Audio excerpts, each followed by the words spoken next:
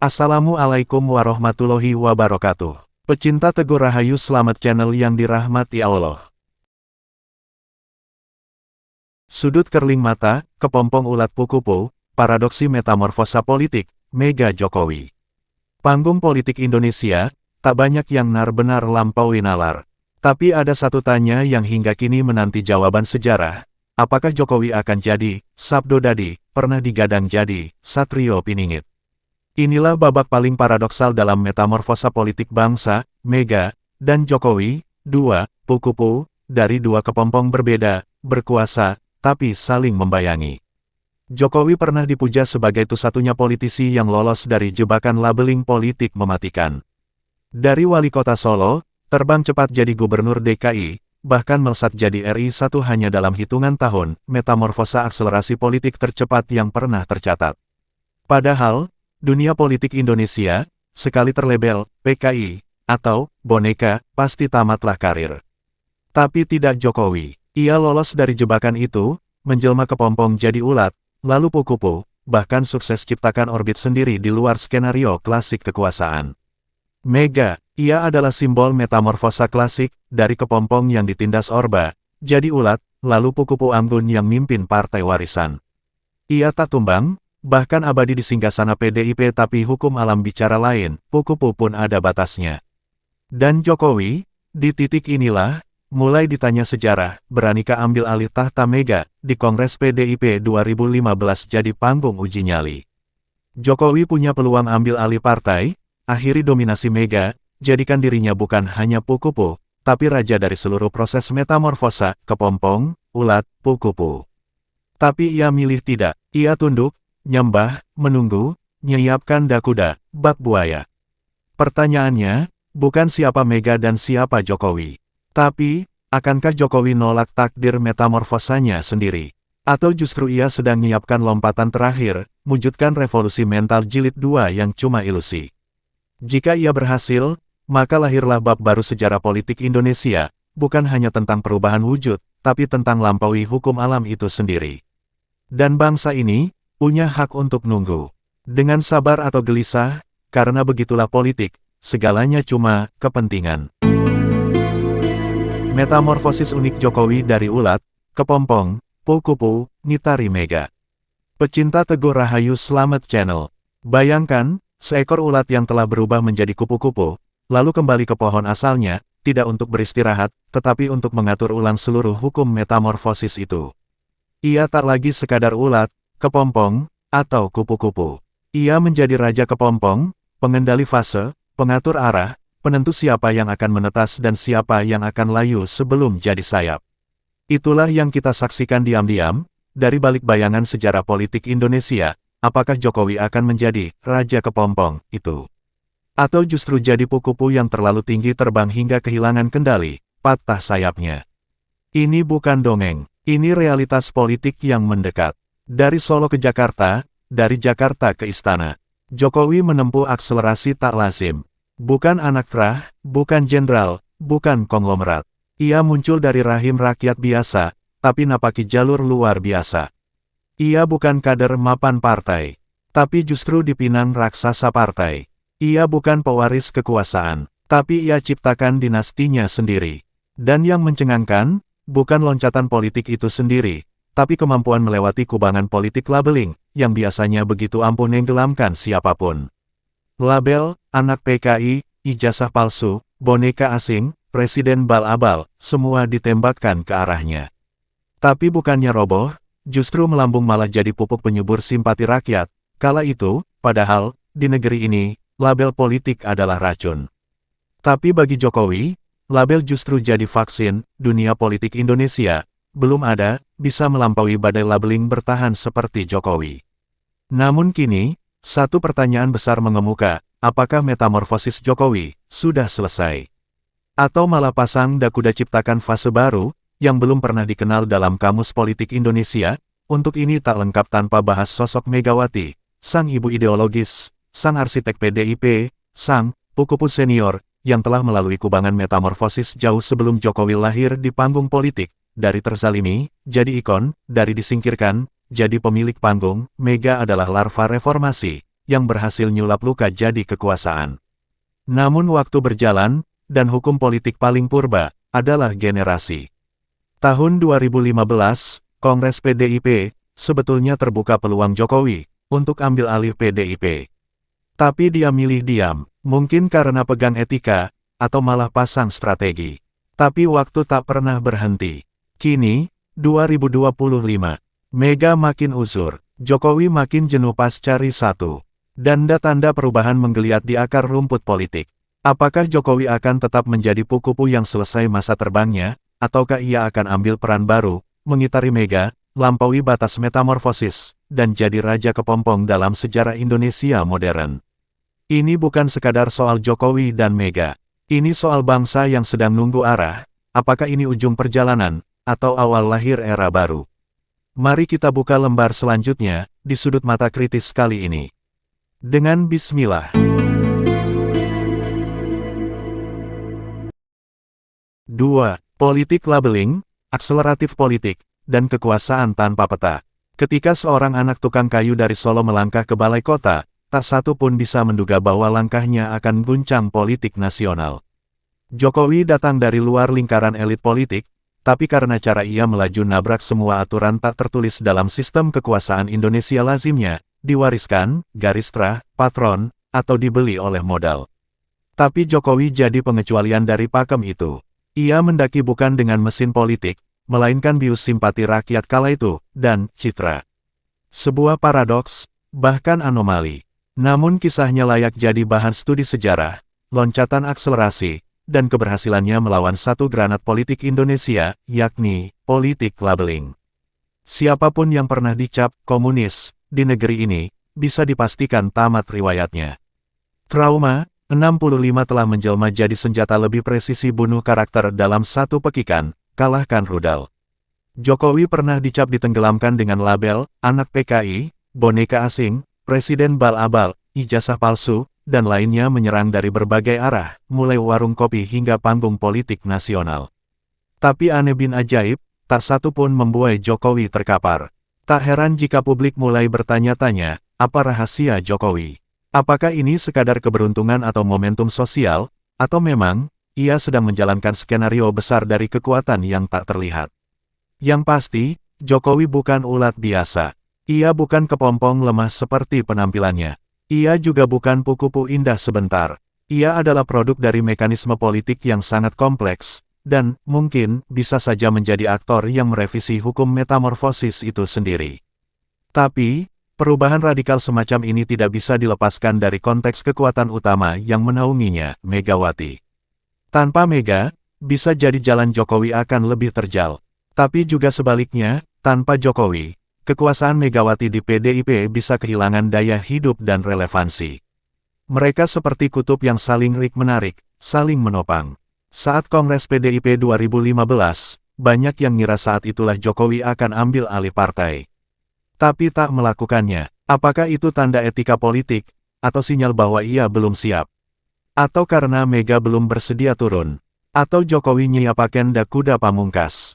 Kini, kalender sudah masuk Juni tahun 2025, seluruh konfigurasi kembali diuji. Bukan cuma soal siapa yang akan memimpin PDIP, tapi siapa yang akan memimpin arah bangsa. Jika Jokowi tak lagi sekadar kupu, dan Mega tak ingin turun tahta, maka akan terjadi tabrakan besar dalam hukum metamorfosis kekuasaan politik. Dan kita semua sedang duduk menunggu, apakah Jokowi akan terbang lebih tinggi, atau malah terseret kembali ke tanah dengan sayap yang patah. Pesta memang pasti akan berakhir. 3. Ketika metamorfosis kekuasaan mencari wujud baru, Raja Bayangan.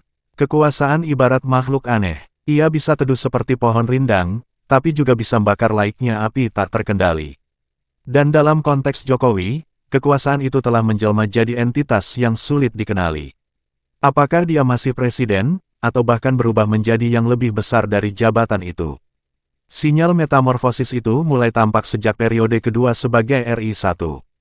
Saat mayoritas presiden umumnya kehilangan taring setelah 5 tahun, Jokowi justru mengonsolidasikan kekuatan tak hanya eksekutif, legislatif, yudikatif, militer, bahkan partai politik. Semua dikemas dengan remutnya, dan efeknya guwila, menjadikan dirinya poros dari segala rotasi kekuasaan. Tak berhenti di situ, Jokowi juga berhasil bermanuver besar 2019, menyatukan musuh bebuyutan dalam kabinet. Prabowo, yang sebelumnya nyaris mengobarkan perang simbolik, justru tunduk patuh jadi pembantunya, Menteri Pertahanan. Ini bukan cuma rekonsiliasi, ini penguasaan narasi politik yang super canggih, ciptakan perdamaian semu, mengunci ruang oposisi, muncullah era baru, Jokowi disebut kingmaker. Posisi ini bukan simbolik, ia mulai menentukan siapa yang maju dalam pemilu daerah, siapa yang naik di kementerian, bahkan siapa bisa masuk lingkar partai tertentu, dan mencongkel ketuanya untuk diganti orangnya, dia jadi penentu arah.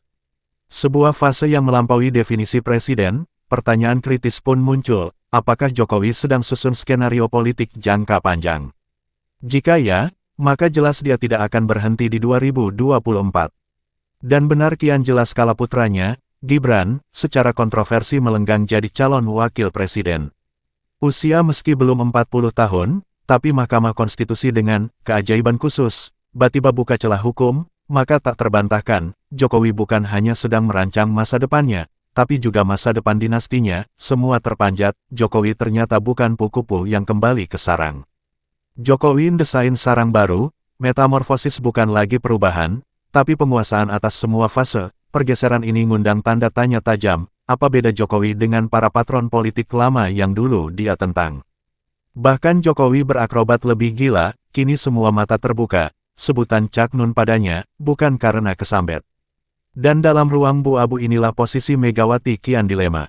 Megawati, simbol matriarki politik semacam ibu negara ideologis, penjaga ruh nasionalisme partai, bentengi PDIP dari kooptasi luar, dan penghubung terakhir antara sejarah dan masa kini. Pengaruh itu diuji oleh sosok yang ia lahirkan sendiri, Jokowi, larva yang ia kira tunduk patuh, nyatanya telah melangkahi semua anak kandung Mega dalam hal kekuasaan. Dan sekarang, ia sukses nyusun skenario di luar kendali si ibu. Jokowi sukses menulis ulang silsilah kekuasaan, apakah ini bentuk baru metamorfosis republik? Atau kedok halus dari monarki tak bernama? Weweduan, larva, ulat, kepompong tersebut terlanjur merajai Pukupu. 4. Anak haram konstitusi dan patah hati sejarah. Bangsa ini telah kenyang oleh drama kekuasaan, tapi tetap terkejut saat hukum bisa dilipat, disetrika, bahkan dijahit ulang seperti baju pesanan penguasa. Puncaknya, keputusan Mahkamah Konstitusi di 2023. Sebuah tafsir dadakan muncul, meloloskan Gibran, anak Jokowi, sebagai wakil presiden meski secara usia jelas belum layak. Tak butuh waktu lama bagi publik untuk sadar bahwa keputusan itu bukan sekadar putusan hukum. Ia adalah produk cinta buta antara kekuasaan dan kelicikan. Celah hukum yang dibuka bukan karena keadaan darurat negara, tapi karena kepentingan keluarga. Dan dari rahim manipulasi itu, lahirlah apa yang kini disebut oleh banyak akademisi dan aktivis sebagai anak haram konstitusi. Istilah ini bukan sekadar cercaan. Ia adalah cermin kekecewaan bangsa terhadap institusi yang seharusnya menjaga konstitusi, bukan melubanginya. MK bukan lagi Mahkamah Konstitusi, tapi berubah jadi makelar kepentingan bahkan mahkamah keluarga. Keputusan itu kemudian terbukti memiliki konflik kepentingan langsung. Hakim Anwar Usman, ipar Jokowi, adalah motor utamanya jadi bukti di mana terah kekuasaan mulai disusun ulang, bukan oleh rakyat, tapi oleh meja makan keluarga. Dan yang paling menyedihkan, semua itu terjadi dengan restu simbolik dari elit partai yang dulu menjadi garda depan demokrasi, termasuk Megawati. Mega memang tidak tampil langsung dalam mendukung Gibran. Tapi bungkamnya, diamnya, telah cukup menjadi tanda. Sebagai Ratu Banteng, seharusnya ia bisa memveto manuver yang membajak konstitusi. Tapi kali ini, seolah ia mengangguk. Atau paling tidak, memilih menutup mata. Pertanyaannya, mengapa? Apakah ini bentuk restu politik? Atau bentuk balas budi yang lebih kompleks dari sekadar relasi antara ibu ideologis dan anak didik politik? Ataukah Megawati sudah mulai kehilangan kendali atas partainya sendiri, diambil alih oleh kekuatan yang dulu dianggap luar, tapi kini sudah menjadi sangat dalam. Dan di tengah skema itu, Jokowi tak lagi sekadar presiden. Ia telah menjadi figur patron yang mampu menjinakkan hukum, partai, bahkan sejarah. Ia bukan lagi simbol rakyat kecil yang melawan elit. Ia telah menjadi elit baru itu sendiri, lengkap dengan semua atribut kekuasaan, pengaruh, dinasti, dan kekebalan dari kritik. Maka wajar bila rakyat mulai patah hati. Dulu kita saut Jokowi karena kesederhanaannya, seolah berbeda. Tapi kini, justru karena perbedaan itulah dia berhasil ambil alih semua sistem. Rakyat disihir, tergendam, tak sadar kalau fondasi demokrasi dilubangi satu persatu. Dan ketika hukum bisa ditekuk, partai bisa dibungkam, dan anak presiden bisa melesat karena tafsir dadakan, kita pun bertanya, apakah metamorfosis itu masih suci? Ataukah sudah busuk di tengah jalan? Jika ulat bisa berubah jadi kupu-kupu, lalu jadi raja kepompong, siapa yang bisa jamin ia tak jadi penghisap bunga demokrasi? 5. Ketika kepompong membusuk di atas daun. Namun, semua kisah agung membutuhkan titik jenuhnya. Bahkan metamorfosis yang paling menakjubkan pun tidak selalu selesai dengan sayap indah. Ada yang gagal saat menggeliat keluar dari kepompong, ada pula yang sayapnya robek sebelum bisa terbang. Maka tibalah di titik balik mengusik narasi kepompong politik digugat akal sehat, apakah Jokowi dan Megawati sungguh bersih, atau hanya tercitra bersih. Isu, dulu sebatas bisikan, kini disorakkan bahkan dipekikkan. Masyarakat mulai nyaring menggugat, dari mana asal-usul Jokowi sebenarnya. Benarkah ijazahnya memang palsu? Siapa dia sebelum jadi anak emas demokrasi? Tak sedikit yang mengendus aroma palsu dalam dokumen-dokumen masa lalunya. Sekilas terlihat remeh, tapi bagi bangsa yang pernah dicekik oleh propaganda dan dusta politik, ini bukan urusan kecil.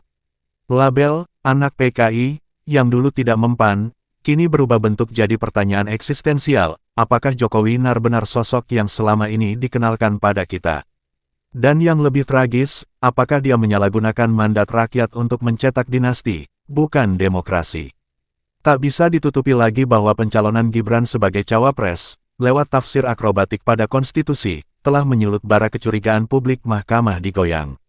Etika digadaikan, hukum dibengkokkan, semua demi satu nama, Gibran, sang anak haram konstitusi.